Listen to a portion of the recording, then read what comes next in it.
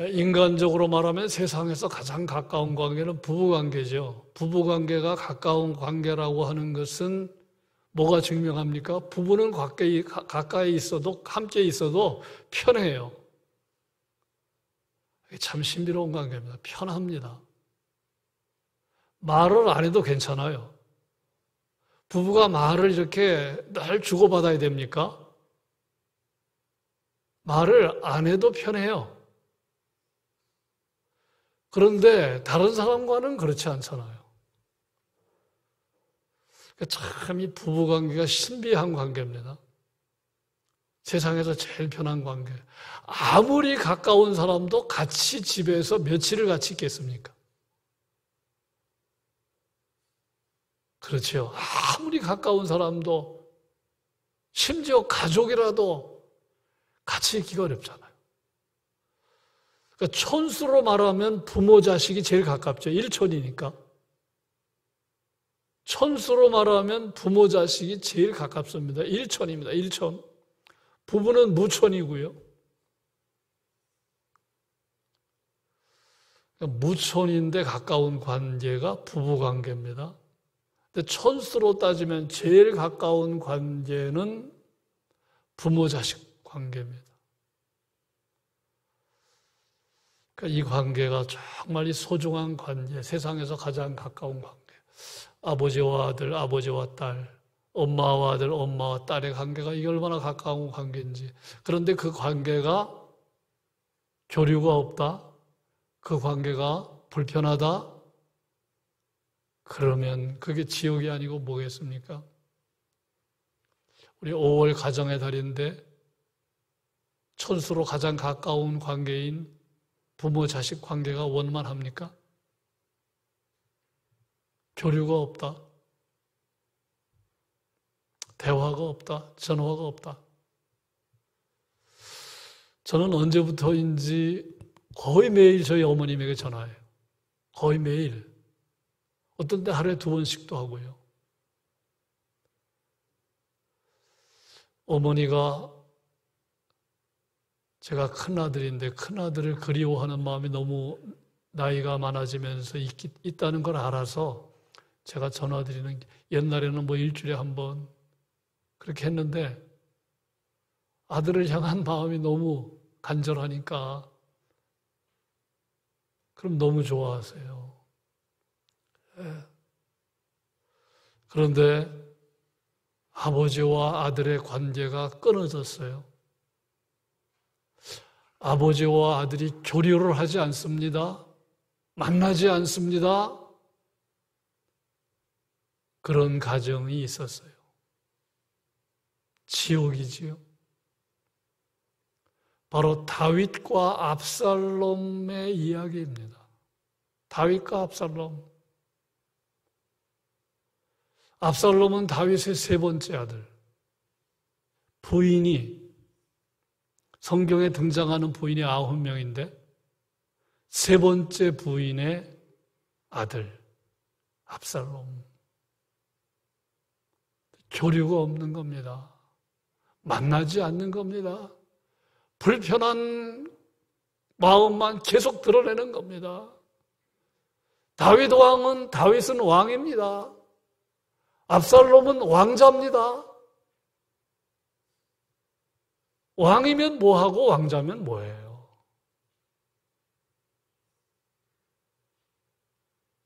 오늘 말씀 보니까 25절부터 읽었는데 뭐라고 시작됩니까? 압살롬의 외모가 출중했다. 우리 다 외모가 좋기를 원하잖아요. 발바닥에서부터 정수리, 머리 끝까지 흠이 없다는 거예요. 그러니까 외모가 최고였다. 이스라엘 중에 그런 인물이 없다는 거예요. 그 남자로서 아주 인물이 출중했던 머리숱은 또 얼마나 많은지. 그리고 아들이 3, 딸이 1, 왕자. 한번 생각해 보세요. 왕자지요? 외모가 출중하지요? 인물 좋지요? 그런데 겉으로 보이는 건 그렇지만 행복하지 않은 거예요. 행복하지 않은 거예요. 예? 아버지와의 관계가 안 좋은 거예요. 매일매일 삶이 지옥입니다.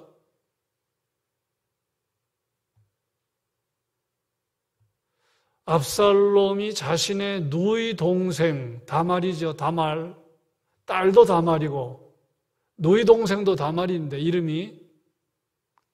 누이 동생 다말이 이복 오빠, 다윗에게는 큰아들입니다. 암논에게 성폭행을 당하죠. 있어서는 안 될 일이 다윗의 가정에 일어났어. 그 있을 수 없는 일이죠. 예? 집안이 발칵 뒤집어집니다. 가장 흥분한 사람이 누구일까요? 압살롬입니다. 자기의 친여동생이 이복형 암논에게 성폭행 당했다는 사실을 알고 마음에서 칼을 갑니다. 참 인내합니다. 2년의 세월이 지납니다. 찬스를 만듭니다. 양털을 깎을 때는 잔치가 벌어지거든요. 양털을 깎게 되면 잔치가 벌어지는데 그 잔치에 다른 왕자들을 초대하고 암논도 초대하고 술이 거나하게 들어갔을 때 암논을 살해합니다. 물론 다른 사람을 시켜서 살해합니다. 예? 성폭행 사건이 일어나고 살인 사건이 일어나고 다윗의 가정에 압살롬이 피신을 가져 도망갑니다. 어디로 도망가느냐? 외가로 도망갑니다. 그 술 외가입니다. 외가. 예루살렘에서 저 그 술은 100km가 넘어요. 먼 거리입니다. 도망갑니다. 도망가서 3년의 세월을 보내요. 3년의 세월. 예? 다윗의 심경이 복잡합니다. 큰아들은 잃었지요. 딸은 성폭행 당했지요. 셋째 아들은 아버지의 낯을 피해서 도망자의 신세. 1년, 2년, 3년의 세월이 지나갔지요. 다윗의 심경이 복잡합니다. 복잡합니다. 세월이 가면서 큰아들 암논에 대한 슬픈 마음은 조금씩 진정돼 갑니다. 그런데 아들 압살롬에 대해서는 심경이 복잡한 거예요. 보고 싶은 마음도 있고 애이지요. 애증이 있었어요. 애증. 살인자이긴 하지만은 그리워하는 마음, 육신의 정은 어쩔 수가 없었어요. 보고 싶은 겁니다. 보고 싶. 예. 한편 정이 있었어요. 예. 어떻게 이런 일을 범할 수 있느냐? 용납이 안 되는 거예요. 그러니까 이 두 마음이 이게 얼마나 복잡합니까? 용납이 안 되면서도 보고 싶은 마음. 근데 그 마음을 누가 알아차렸느냐 하면 요압이 알아차렸습니다. 요압 장군이 알아차립니다. 그래서 어떤 여인을 등장시켜서 연기, 실제는 그런 일이 없었지만 다윗과 비슷한 상황에 놓여 있는 것처럼 어떤 여인이 꾸미지요. 나에게 두 아들이 있었는데, 들판에 두 아들이 있었는데 형이 동생을 죽였습니다. 다투다가 죽였습니다. 그래서 형이 살인자가 됐는데 집안 식구들이 들고 일어납니다. 그 자를 끌어내라. 예. 그래서 이 형을 친척들 앞에 끌어내면 그러면 상속자는 내게 없게 되는 겁니다. 우리 가정에 불은 꺼지는 것과 마찬가지입니다. 그러면서 없던 이야기를 이거 요압이 시킨 거거든요. 요압이 어떤 여인을 등장시켜서 그 연기를 하게 만듭니다. 그래서 이 다윗으로 하여금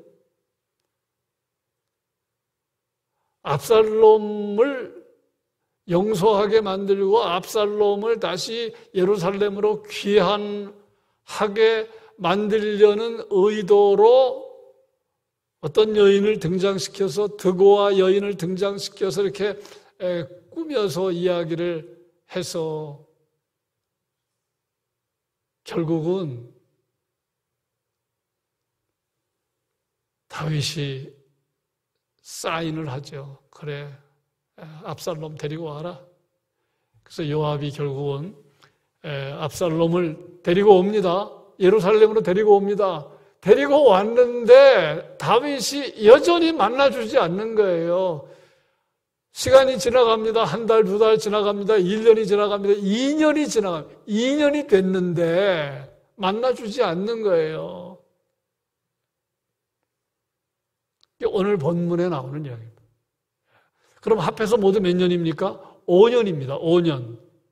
아버지의 낯을 피해서 도망간 지 3년, 예루살렘으로 돌아왔는데 2년을 아버지가 만나주지 않는 거예요. 아버지가 만나주지 않는 이유를 아시겠죠?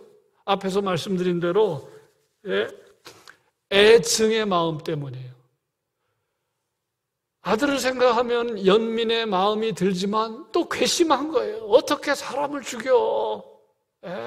가까이 하고 싶지 않은 거예요. 가까이 하고 싶은 마음도 있고 가까이 하고 싶지 않은 마음도 있고 어정쩡하게 시간을 보냈는데 그 세월이 또 2년이 흐르니까 합해서 5년 동안 아버지와 아들은 교류가 없었어요. 만나지 않았어요. 그러니 지옥이 아니고 뭡니까? 그러다가 만나긴 만났습니다. 만났을 땐 극적으로 만납니다. 자, 그 이야기가 33절에 나옵니다. 극적으로 만나는 이야기 33절 요압을 통해서 만나는 이야기인데요. 33절 보세요. 요압이 왕께 나아가서 그에게 이름 아뢰매 왕이 압살롬 부르니 그가 왕께 나아가 그 앞에서 얼굴을 땅에 대어 그에게 절하매 왕이 압살롬과 입을 맞추니라. 아들 압살롬은 얼굴을 땅에 댑니다. 아버지 다윗은 압살롬을 끌어안고 입맞춤합니다. 여기까지는 좋은데요. 이거는 순간이고 잠깐이고 그 이후에 관계가 또 안 좋아져. 15장은 압살롬이 반란을 준비하는 내용입니다. 자, 그래서 보세요. 왕의 가정인데, 왕가인데, 인물이 좋았는데, 남들이 부러워할 만한 환경인데, 행복하지 않았다는 거예요. 지옥 같은 삶을 살았다는 겁니다. 우리가 그 이유를 아시죠? 그 이유가 무엇입니까? 아시죠? 답을 알고 있지요? 압살롬의 죄 때문입니다. 다윗의 죄 때문입니다. 죄가 이런 결과를 가져온 거예요. 압살롬이 암논을 죽이지 않았다면 아버지 낯을 피해서 도망자의 신세가 될 이유가 없잖아요. 압살롬의 죄가 부자의 관계에 단절을 가져온 겁니다. 여러분, 죄는 단절을 가져옵니다. 그래서 죄가 무서운 거예요. 죄는 관계를 단절시킵니다. 제가 우리 박 목사님에게 뭔가 잘못하면요, 관계가 이상해져요. 박 목사님이 한 목사한테 뭔가 잘못하면요, 관계가 이상해져요. 이건 뭐 어김없어요. 친구 관계 잘 나가다가 친구 관계에 죄가 들어간다? 침투한다? 관계가 이상해집니다. 부모, 자식 관계도 마찬가지고요. 그러니까 죄는요, 단절을 가져온다. 단절을. 예. 그런데 사람과의 관계에 단절을 가져오는 걸로 끝나는 게 아니라 하나님과의 관계에서도 단절을 가져옵니다. 죄를 지으면 기도가 잘 안 돼요. 그래서 성경은 뭐라고 합니까? 기도할 때는 회개하고 기도해라. 예? 내가 하나님 앞에 떳떳하지 못하면 죄가 이 기도의 문이 잘 안 열려요. 그래서 성경은 뭐라고 얘기합니까? 죄의 삭은 사망이다. 죄의 삭은 사망이다. 여기서 사망은 분리가 되는 겁니다. 하나님과 분리가 됩니다.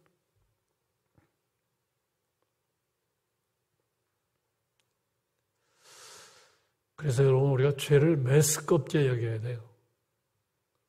죄를요 메스껍게 여겨야 돼요. 죄를 경계해야 됩니다. 하여튼 죄 지으면 인생 붕괴되는 거고 인생 망하는 겁니다. 외모가 좋아도 할 수 없어요. 가문이 좋아도 남들이 부러워할 만한 환경이라도 끝장나는 겁니다. 지금 보여주잖아요. 그런데 이상한 관계가 있어요. 죄를 지었는데도 죄가 있는데도 관계가 괜찮은 관계가 있어요. 참 이상하죠. 여러분 그거는 엄밀한 의미에서 허구입니다. 죄를 지었는데 관계가 괜찮은 관계가 있어요. 조폭들이 그렇잖아요. 조폭들. 죄를 짓는데도 의리가 있어요. 예? 여러분 그 의리는 진짜 의리가 아니에요. 허구입니다. 가짜입니다. 여러분 가평 계곡 살인사건 이야기 들으셨어요? 가평 계곡 살인사건 이야기 들어보셨어요? 예? 남편이 있는 유부녀 31살 이은혜가 남편을 가평 계곡에서 수영도 못하는 남편 윤모 씨를 아무런 구명 장치도 있지 않은데 밀었다는 거 아닙니까? 계곡에 빠졌어요. 허우적대입니다. 그럼 살려줘야 되잖아요. 근데 죽이려고 남편을 갖다가 밀은 거예요. 막 허우적대입니다. 그런데 공범이 있었어요. 공범. 이름이 밝혀졌죠. 조현수입니다. 이은혜 조현수는 내연관계. 그래서 결국은 방치해서 죽게 했어요. 남편을 죽게 했어요. 그리고 남편을 통해서 보험금을 엄청나게 타갔어요. 그리고 그 전에도 이은혜는 이 내연관계에 있는 조연소와 남편을 죽이려고 보고 알 그 치명적인데 여러 번 시도했어요. 타이어 바퀴 펑크를 내기도 하고 그런 것들이 다 인정이 돼가지고 보세요. 죄를 지었는데 둘은 아주 친했어요. 죄를 지었는데 둘은 친했어요. 그게 진짜 친한 것일까요? 결국 어떻게 되었습니까? 법원의 최종 판결이 뭡니까? 이은혜는 31살인데 무기징역. 최종 판결입니다. 31살인데 이제 무기징역을 사는 거예요. 조현수는 30년, 30살인데 30년. 보세요. 여러분, 죄를 지었으면 분리가 되는 게, 아니, 이은혜가 그런 죄를 지면 조현수가 정례미가 떨어져야 되잖아요. 저 여자 진짜 내가, 멀리 해야 할 여자구나. 근데 죄를 지었는데도 가까워졌어. 그게 허구라니까요. 그건 속고 있는 겁니다. 그건 가짜입니다. 정리하면 죄는 인간관계를 분리시키는데 죄를 지음에도 불구하고 가까워진다면 그건 파멸을 향해서 가는 과정일 뿐입니다. 지금 교도소에서 얼마나 통한의 눈물을 흘리겠습니까? 젊은 여자가 무기징역을 받은, 젊은 남자가 30년형을 받은 거예요. 그래서 압살롬의 죄 때문이고요. 또 하나는 이 다윗의 죄입니다. 다윗의. 암논이 다말 성폭행했으면 그것을 왕으로서 공의롭게 사랑과 공의로 다스려야 하지 않았겠습니까? 그것이 하나님이 우리에게 가르쳐 주는 거잖아요. 죄에 대해서는 공의와 사랑으로 다스려야 되는데 그렇게 하지 않았거든요. 성폭행한 암논을 꾸짖었다는 얘기도 없어요. 그리고 본인이 왜 암논이 다말을 성폭행했겠습니까? 아버지도 그랬잖아요. 아버지도. 아버지가 우리아의 아내 밧세바를 간음하지 않았습니까? 원인을 제공했잖아요. 나쁜 본을 보였잖아요. 죄가 죄를 물고 온 겁니다. 그래서 5월 가정의 달을 맞이해서 정말 이 부모의 자리가 얼마나 중요한 것인지를,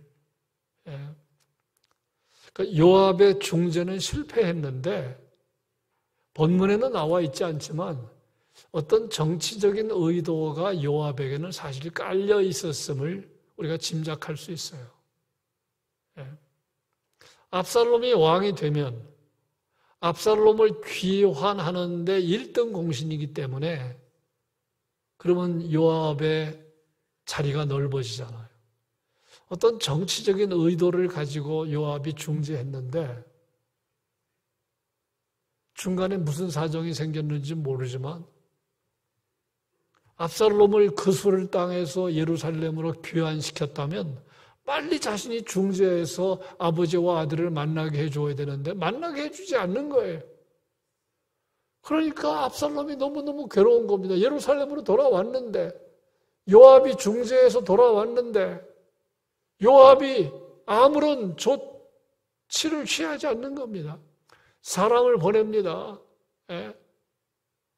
요압에게 사람을 보냅니다. 2번 보냅니다. 반응이 없어요. 그러니까 화가 나가지고 요압의 밭에, 보리밭에 불을 지르잖아요. 강수를 두지요. 요압을 자극합니다.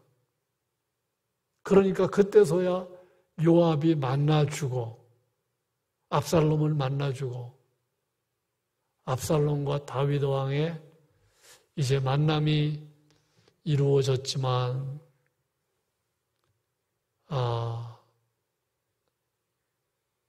행복으로 귀결은 되지 않았다.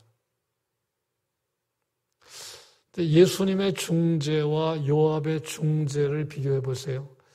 예수님의 중재는요, 인간의 죄에 대해서 사랑과 공의로 완벽하게 처리했어요. 그런데 요압의 중재는 했지만 사랑과 공의로 중재한 게 아니에요. 그래서 실패한 것. 그래서 우리가 5월 가정의 달을 맞이해서 자녀가 잘못했을 때는 그 원리가 중요합니다. 사랑과 공의로 우리가 대해야 된다. 사랑을 하면서도 죄에 대해서는, 잘못한 것에 대해서는 분명하게 짚고 넘어가야 된다. 다 좋다고 그러면 나중에 죄의 종로로 타게 되는 거죠. 엄하게만 해도 안 되고 그 원리를 예수님에게서 배우게 되는 것입니다. 자, 오늘 여기까지 말씀드립니다. 한 줄 기도문 2가지를 소개합니다. 한 줄 기도문 2가지.